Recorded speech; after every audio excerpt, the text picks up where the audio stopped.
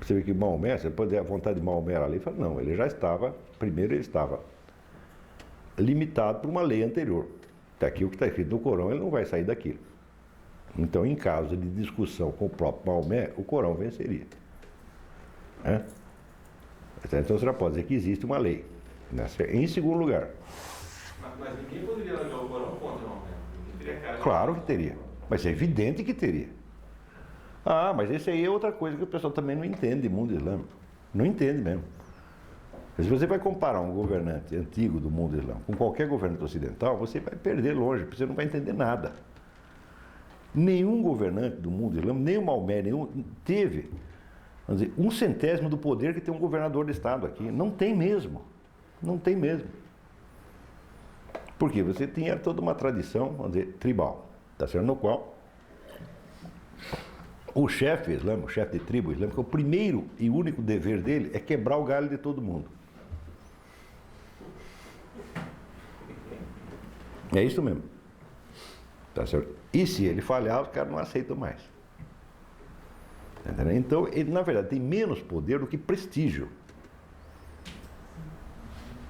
Está compreendendo? Nunca houve, vamos dizer, antes do século XX, governante islâmico que tivesse um poder superior ao seu prestígio. Isso não existe.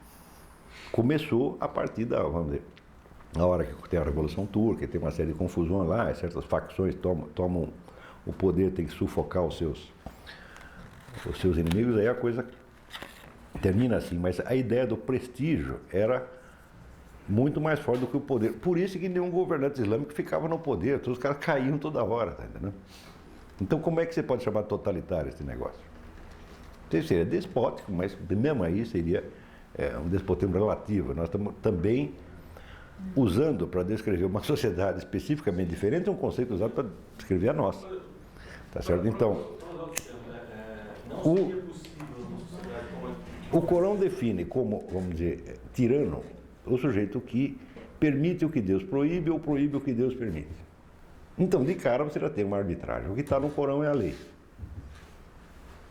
Está entendendo? Quer dizer, se houver uma infração ostensiva, o governante não dura 2 minutos. A dificuldade do mundo islâmico é de manter um governo lá, não é uma dificuldade de como é que o sujeito vai sufocar a oposição. Mas não, a dificuldade é manter o sujeito lá mais de 2 anos. Mesmo que esse sujeito seja Maomé, mesmo que ele seja a pessoa que trouxe a... Não, no caso de Maomé simplesmente não havia oposição, porque o pessoal adorava ele, pô. Ele, o Ali, tá entendendo? Ainda teve gente contra, mas Maomé praticamente não teve ninguém contra. A partir da hora que ele entra na Meca, acabou a discussão. Tem alguma coisa de carismático também, né? Não, foi o mais carismático da história, pô. Não tem outro personagem. Não, eu não conheço outro personagem mais interessante do que esse. Tá? Mais ou menos, numa sociedade como essa não era possível haver um controle das informações, do que as pessoas pensavam, ou doutrinar as pessoas em massa, não é possível. Não, você não tem os instrumentos para isso e você também não tinha necessidade disso. E se você estudar a vida de Maomé, você vê, primeiro, o senso de justiça, de equilíbrio, de bondade desse cara é um negócio do outro mundo, pô. O sujeito era um santo, pô. Não é para brincadeira. Entendeu? Para as informações. Quer dizer, não só. Você tem inúmeros casos, por exemplo, o Corão manda você respeitar a vida privada. Isso quer dizer que qualquer informação que seja obtida por um sujeito que olhou, ela não vale. Desde a história do Califa Omar, o Califa Omar em pleno Ramadã está passando uma rua, uma barulheira, lá os caras gritando e tal, e vai lá e olha pela janela, então lá os caras fazendo a maior suruba, bebendo, a mulherada pelada, pá, e ele chocado, disse, pô, como é que vocês fazem isso em pleno Ramadã? Os caras viram para ele e disseram, você não tem nada a ver com isso, você que não tem direito de espionar. Ele disse, desculpa, foi embora. Você está entendendo? Quer dizer que você tem a fé religiosa, um negócio tão intensa que a autoridade do Corão podia ser imediatamente alegada por qualquer um. Ninguém iria nem pensar em sobrepor uma pessoa, mas a autoridade de uma pessoa, mesmo um Maomé, tá certo? A letra do Corão, isso é inconcebível. Então, quanto à informação, por exemplo, mesmo a informação dada pelo próprio réu, pelo próprio acusado, às vezes não é levada em conta. Você tem o famoso episódio do sujeito que chegou para o Maomé e confessou que tinha transado com a mulher durante o Ramadã. Isso é crime, isso é punível com a morte. Tá certo? Mas acontece que Maomé ouve o cara, vira as costas e vai embora. O sujeito vai de novo. Ele diz de novo. Ele novamente vira as costas e vai embora. O sujeito vai para a terceira vez, ele também vira as costas e vai embora. Quer dizer, a informação é ignorada. Tá entendendo? Então foi só na quarta vez ele disse, puta vida, você quer morrer mesmo, né? Então agora nós vamos ter que chamar as pessoas e julgar você e você vai morrer. Quer dizer que longe de você ter, vamos dizer, um negócio de fiscalizar, ao contrário, é para não fiscalizar, é coisa nenhuma. Agora, à medida que esse Estado vai entrando em confronto com outros e ele vai adquirindo, vamos dizer, estruturas modernas de tipo policial, a coisa vai mudando. Entendeu? Então é por isso que você não se pode chamar de islâmico nenhum desses regimes que tem lá. Né? Eles são, vamos dizer, regimes de outro tipo, né? Que usam, vamos dizer, a religião islâmica como uma retaguarda ideológica, mas o Islã não usa estrutura, a estrutura deles não é islâmica, a estrutura é policial, é outra coisa. Está compreendendo? Então, mas ainda continua funcionando, né? Durante muitos séculos, embora materialmente já não tenha uma estrutura islâmica, o sistema de poder, o sistema de formação do governo, o sistema de manutenção do poder não é islâmico de maneira alguma. Né? O Islã, como processo de legitimação ideológica, ainda continua funcionando. Por quê? Porque isso não dá para trocar a coisa do dia para a noite. Não é isso? Mas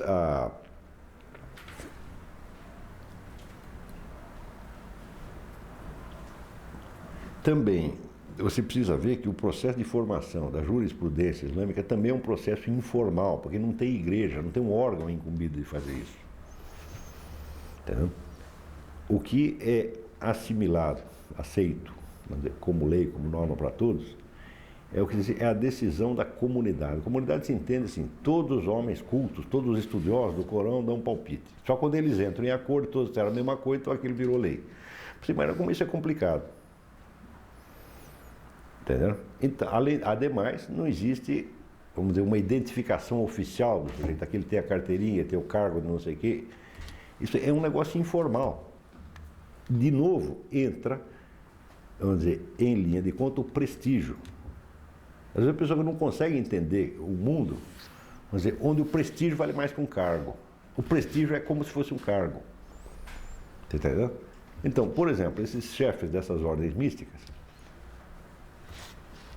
em geral, são pessoas que não ocupam cargo nenhum na sociedade, não são governantes, não são chefes da mesquita, não são nada.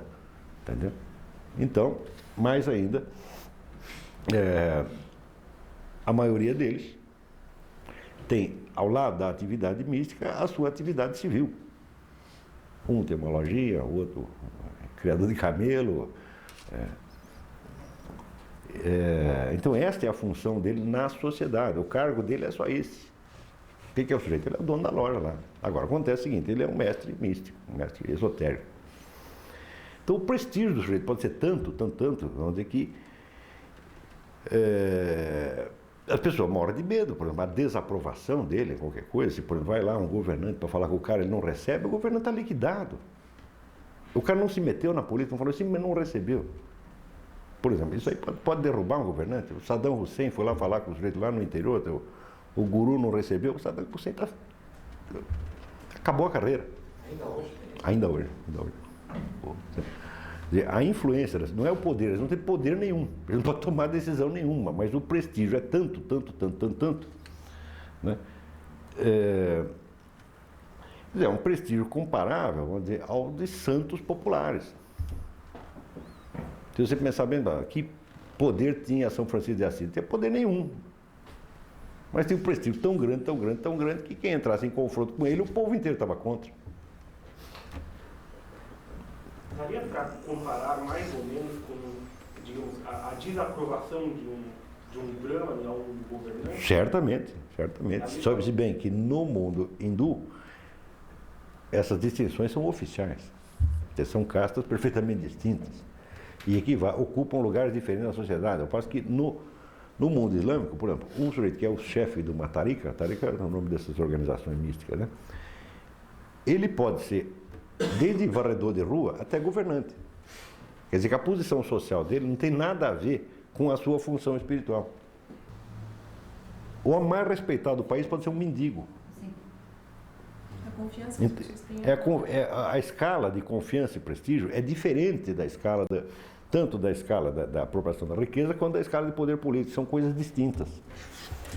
Mas que às vezes podem também, em certas pessoas, podem coincidir. Quer dizer, o sujeito pode ser também o chefe do Atari que coincide que ele é ministro não sei do quê. Está compreendendo? São critérios de valores que são peculiares. Por exemplo, a família do Seyd Hossein Nasr é uma família que tinha gente místico desde 1200, tá certo?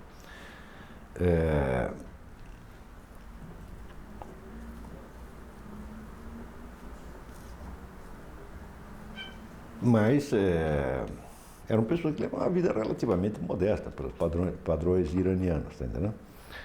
E o Nasr se torna depois ministro da cultura do Reza Pahlavi. Mas isso é coincidência, tá entendendo? Então, depois ele perde esse cargo, ele sai até exilado para os Estados Unidos e não arruma um emprego na universidade. Eu conheci lá, morava num apartamento menor que essa sala aqui, pô.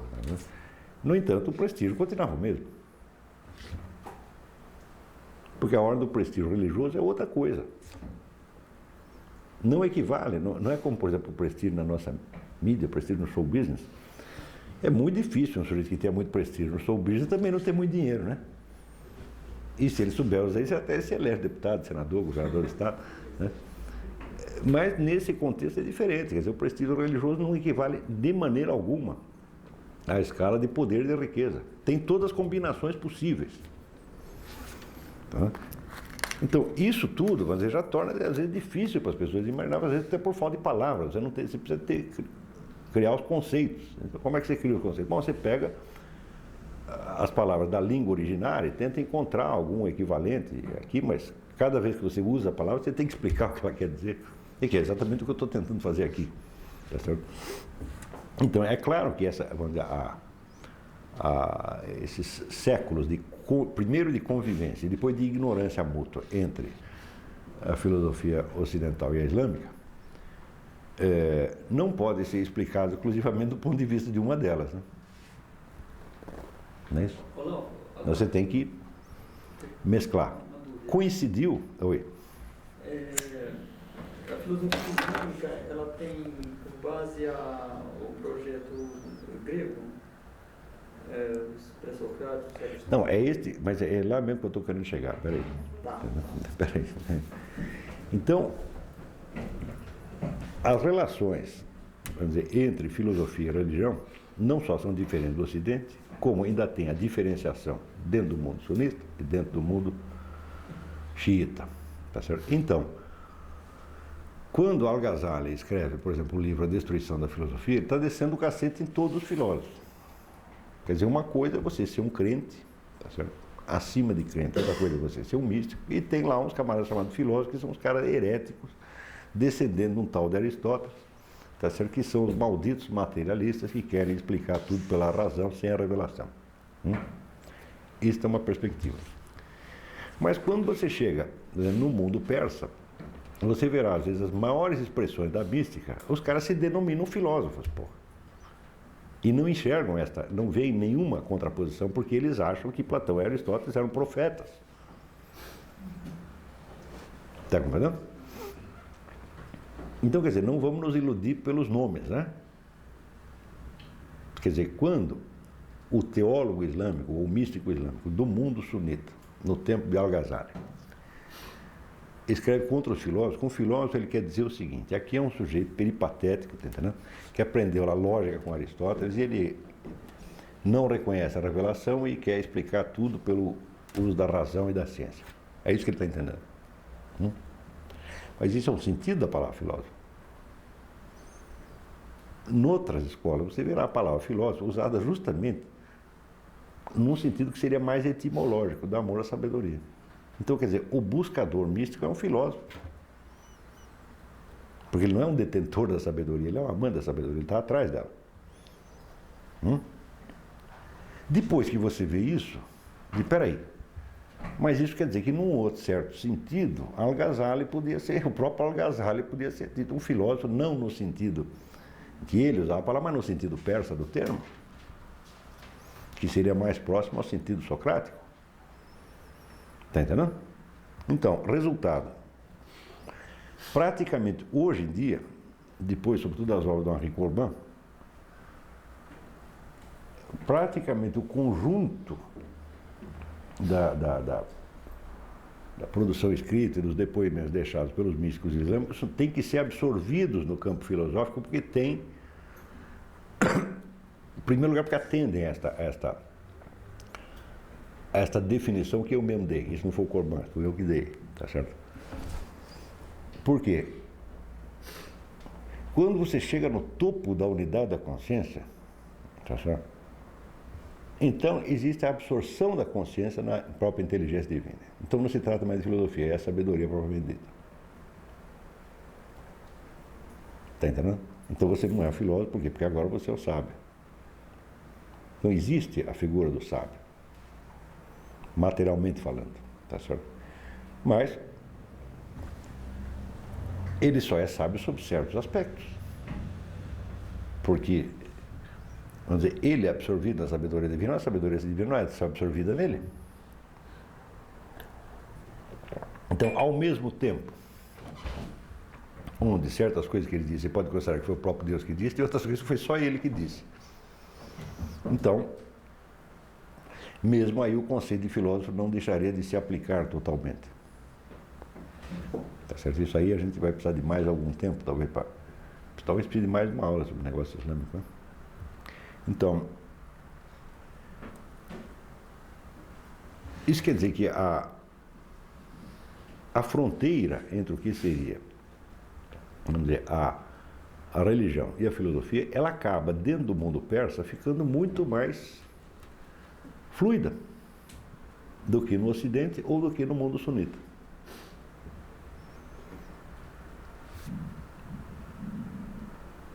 Está compreendendo? Então, por isso mesmo, não tem como você tirar esses camaradas de dentro da história da filosofia.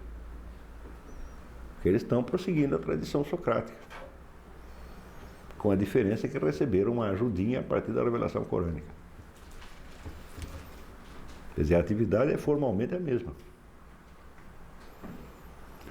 Por exemplo, se você pegar tudo o que estes místicos islâmicos, sobretudo iranianos, nos deram em matéria de teoria do conhecimento, é mais do que a Europa inteira fez. Você acredita, eu fiquei anos trabalhando numa investigação que eu chamava de conhecimento por presença, que é distinto, então, vamos dizer, do conhecimento intuitivo e do conhecimento racional, tá certo? Mas que é o pressuposto das duas. E estou lá trabalhando naquilo. Daí eu descubro que um sujeito iraniano, 8 séculos atrás, já tinha descoberto o negócio. Quer dizer, eu estou... Hã? Não, pena não, nada mesmo. Tanto faz, o que importa é... É claro que descobri em outros termos, tá certo? E o meu conhecimento da coisa ficará eternamente deficiente, porque está tudo escrito em língua persa e só está traduzido um pedacinho.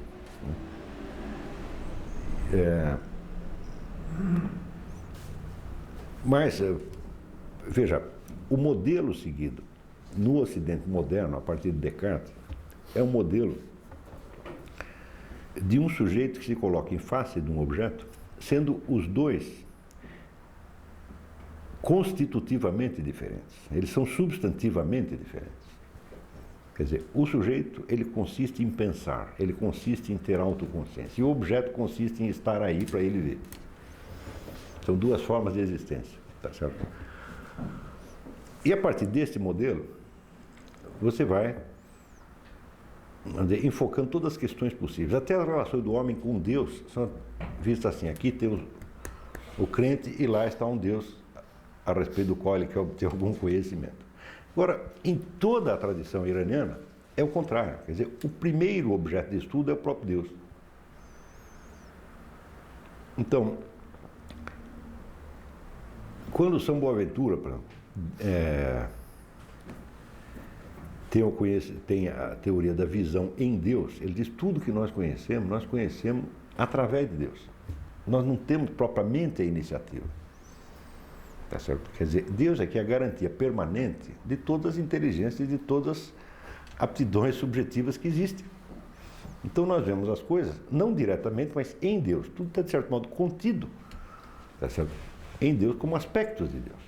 Tá certo? Daí que seja possível ao homem conhecer não somente o próprio Deus, mas a própria natureza exterior, porque a natureza exterior não passará de uma sombra de Deus. Então daí ele dirá que conhecemos Deus em 3 etapas. Primeiro, na sua sombra, que é o mundo externo, o universo. Segundo, na sua imagem, que está na nossa própria alma, à medida que você vai adquirindo o conhecimento da sua alma, então você tem uma imagem de Deus. E finalmente você conhece em si mesmo, né? Quando ele então engole o mundo exterior da nossa própria alma. Tá certo? Então, é evidente que esse conhecimento não procede por identificação ontológica. Você não se transforma em Deus.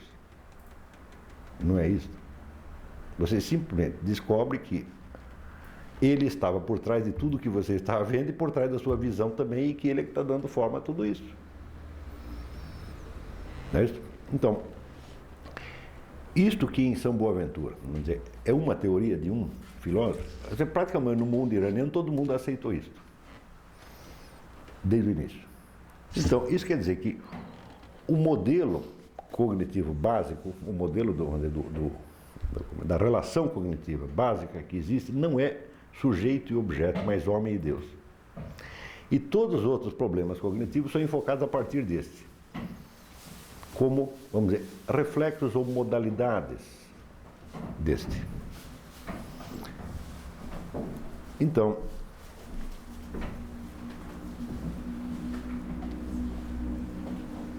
existe um dos mais notáveis filósofos islâmicos, que é Sadruddin Shirazi, se bem que ele é de período já um pouco posterior, né, que nós estamos abarcando.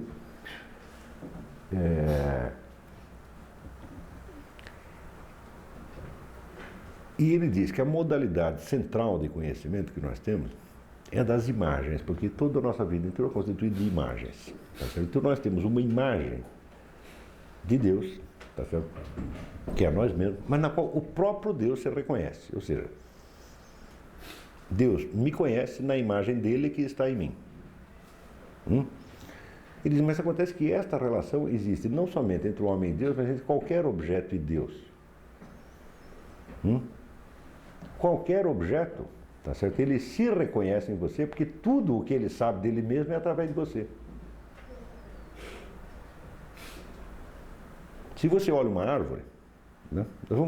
Às vezes eu explico isso em termos da teoria de informação. Existe um monte de informações que estão na árvore.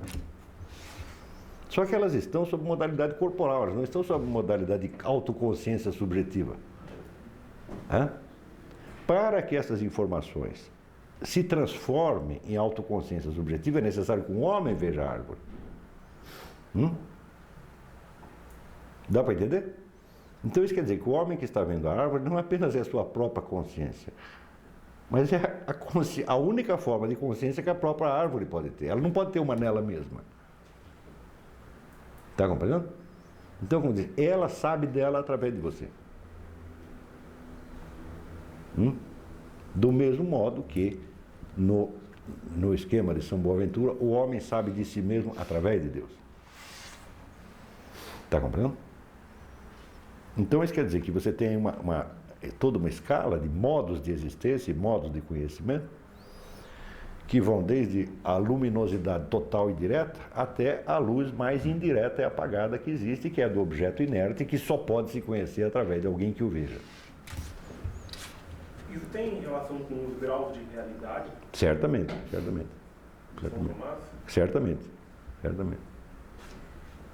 Quer dizer, São Tomás não explica assim, quem explica quem faz uma explicação análoga com isso é São Boaventura. Tá certo?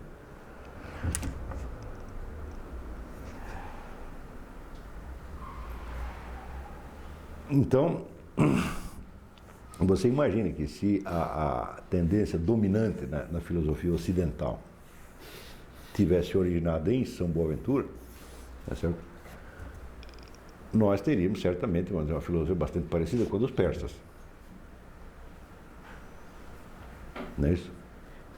Por outro lado, esses problemas, essas tremendas dificuldades que surgem na filosofia ocidental, né? Na qual primeiro se torna impossível você conhecer Deus, depois se torna impossível você conhecer a si mesmo, depois se torna impossível você conhecer o que quer que seja, tá certo?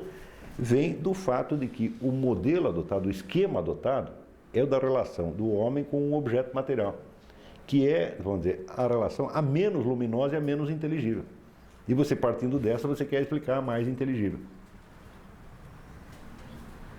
Está compreendendo? Então, vamos supor que você explicasse os objetos do mundo, objetos físicos, não a partir deles mesmos, mas a partir do modelo da convivência que você tem com outro ser humano. De um outro ser humano, você sabe muito mais coisa, além do que você enxerga fisicamente. Você sabe o que ele pensa de você, você sabe o que ele enxerga de você, tá certo? Você sabe o que você significa para ele, o que ele significa para você. Então, é uma relação que tem uma área de inteligibilidade muito maior do que a relação entre um homem e uma pedra. Não é isso?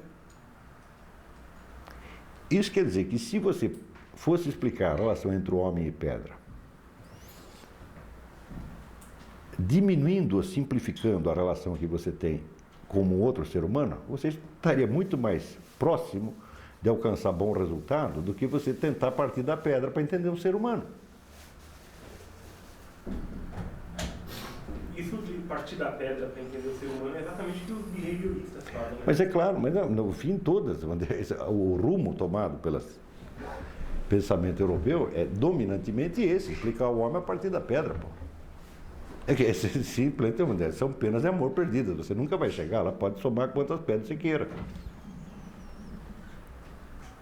Entendeu? Quer dizer, São Boaventura e esses persas todos diziam, não, você vai ter que olhar o menor a partir do maior, o mais escuro a partir do mais luminoso, o menos inteligível a partir do mais inteligível.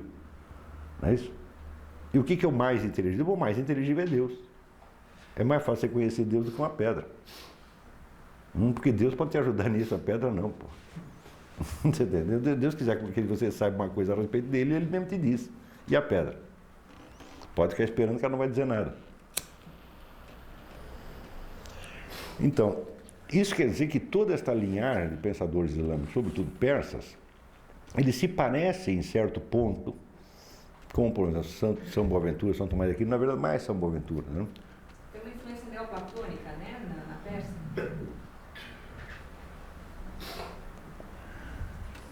Não. É autônomo, é outra coisa, não tem nada que ver. Tem que ver. Na verdade, eles inventam, eles descobrem as coisas, depois inventam um Platão, a sua imagem e semelhança, diz que é neoplatônico. Essas coisas não se pode explicar por influências, tá vendo? Nunca, nunca, nunca. Influência cultural não tem nada a ver com isso. Tem certas coisas que o sujeito só pode aprender diretamente. A influência cultural não pode dar ao indivíduo a percepção disso aqui. Mais ainda, uma coisa é você ter a noção porque alguém te explicou, e outra coisa é você estar habituado a olhar as coisas assim 24 horas por dia. Então é evidente que a quantidade de dados e nexos e relações inteligíveis que o indivíduo percebe ultrapassa infinitamente a sua capacidade de falar.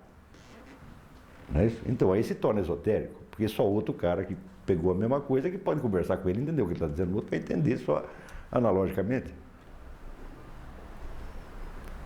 Quer dizer, no fundo, esta relação de esoterismo é uma relação apenas de nível de consciência.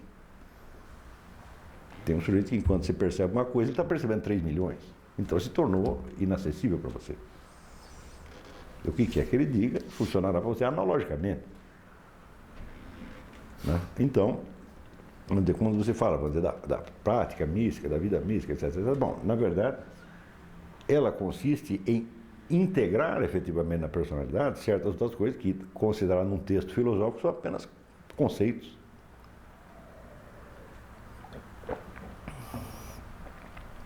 Quer dizer, uma coisa é você saber algo porque você raciocinou e entendeu que é assim. Outra coisa é quando você se habituou a ver assim. Quer dizer, aquilo já está tão integrado à sua maneira de ver que já não é mais um conceito, é a sua própria percepção da coisa. É a diferença entre o principiante e o homem experiente. Não é isso? Por exemplo, se você está começando a estudar a história da arte e tal, então você pega um quadro e o sujeito, o professor te mostra, está vendo essa forma aqui, está relacionado com aquela, vê isso. Então você, através do que ele está dizendo, você começa a gradativamente perceber certas relações, que você não teria percebido antes. E ele? Ele, você pega um quadro que ele nunca viu, mostra, ele já percebe todas as relações instantaneamente. E se ele tivesse que dizer, ele levaria 3 meses. Não é assim? Digo, dentro desta tradição é a mesmíssima coisa. Então, é claro que esses homens, então, eles se tornam portadores de possibilidades cognitivas que são a preciosidade. Eles não vão poder ensinar nem 1/1000º daquilo, mas o camarada é como se ele mesmo fosse um patrimônio da humanidade, entendeu? Ele só pode passar uma parte. Mas acontece que, além de poder passar verbalmente, tá certo? Também existem outros truques. Quer dizer, ele pode pegar um discípulo e fazer o sujeito passar por essas etapas de maneira muito mais breve. Na mesma medida em que, vamos dizer, o conhecedor de quadros, tá certo?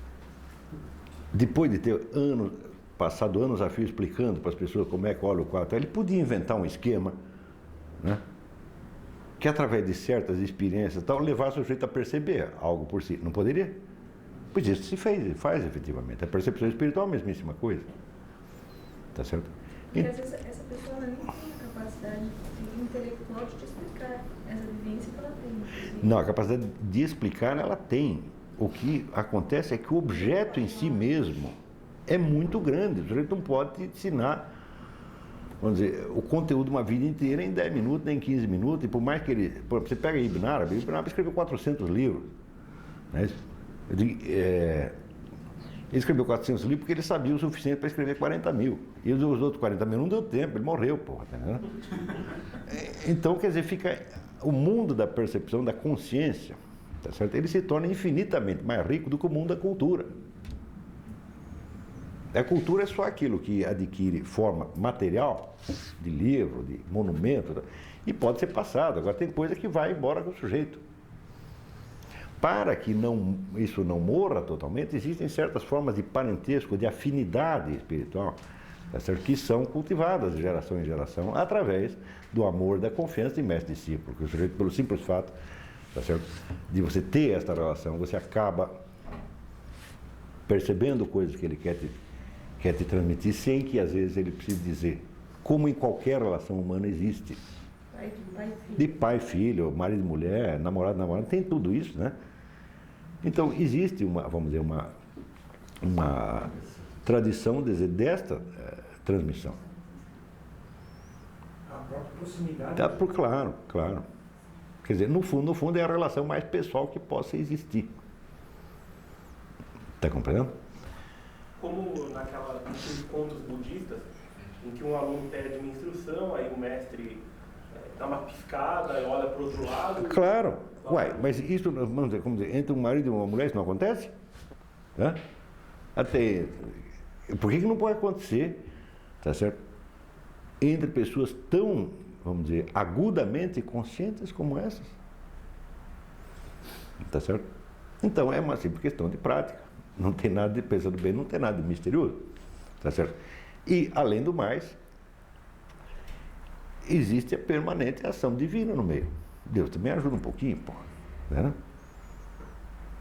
Então, é evidente que a hipótese de você poder abarcar tudo isso aí dentro do conhecimento escrito e de uma discussão universitária é absolutamente impotente. Não dá, é incomensurável. Tá certo? Então, daí um certo desprezo com que o pessoal ligado a esse esoterismo fala da cultura. Né? Diz, não, nós não temos nada a ver com a cultura, dane-se a cultura. Não é bem isso. Tá certo? É que essas coisas fazem parte do conhecimento e não da cultura. A cultura é simplesmente um registro materializado de conhecimento. É isso? E nós não estamos interessados em registro materializado, nós estamos interessados em almas humanas. Né? Então, é evidente que, sem levar essas coisas em conta, o pensamento islâmico, especificamente iraniano, é incompreensível. Agora, aconteceu, como o mundo é cheio de ironias, aconteceu que depois desses séculos todos de ignorância mútua, na década de 30, esse Henri Corbin, que era embaixador da França no Irã, ele começa a recolher, né, manuscritos que às vezes circulavam nessas organizações místicas há séculos, que nunca tinham chegado, nunca tinham tido a difusão pública, tá certo? Tem outros que tinham também. Então começa a pegar esse legado escrito da filosofia iraniana e começa a publicar. Ele junto com Seyyed Hossein Nasr. Né? E hoje você tem uma montanha desse material. Tá certo? É evidente que o material escrito sozinho também não vai resolver o problema. Né? Se você mesmo não tiver, vou dizer, a afinidade para isso. Tá certo? Então existem muitas maneiras de você suprir isso aí. Tá certo? Uma delas é a própria convivência com um mestre experiente nisso aí, que te guia, te ensina, etc. Tá certo? Outra coisa, se você não tem isso, você rezar incessantemente para Deus te abrir os olhos e fazer você entender aquelas coisas. Também funciona. Tá certo? Porque isso não pensa que esse negócio esotérico é uma coisa regulamentar, que o sujeito tem carteirinha e tem que pertencer à organização. Não é bem assim. Às vezes é, às vezes não é. Claro que a ideia de uma organização com a sua sequência de mestres e discípulos por muitos séculos, é tudo atestado por um documento, é apenas uma garantia de que você não está lidando com um charlatão, uma coisa assim. Mas ela por si mesma também não significa nada. Mas,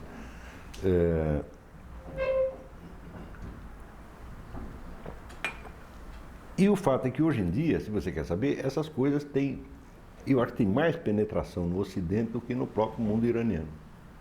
Porque no mundo iraniano subiram lá os ayatollah, que são os caras doutores da lei. Né? E pelo simples fato, a primeira coisa que eles fizeram foi botar para fora o Seyyed Hossein Nasr, você vê que ele já pertence a outro departamento. Então, talvez em países como o Irã, o Iraque, hoje você tenha menos atmosfera para se interessar por essas coisas do que no Ocidente.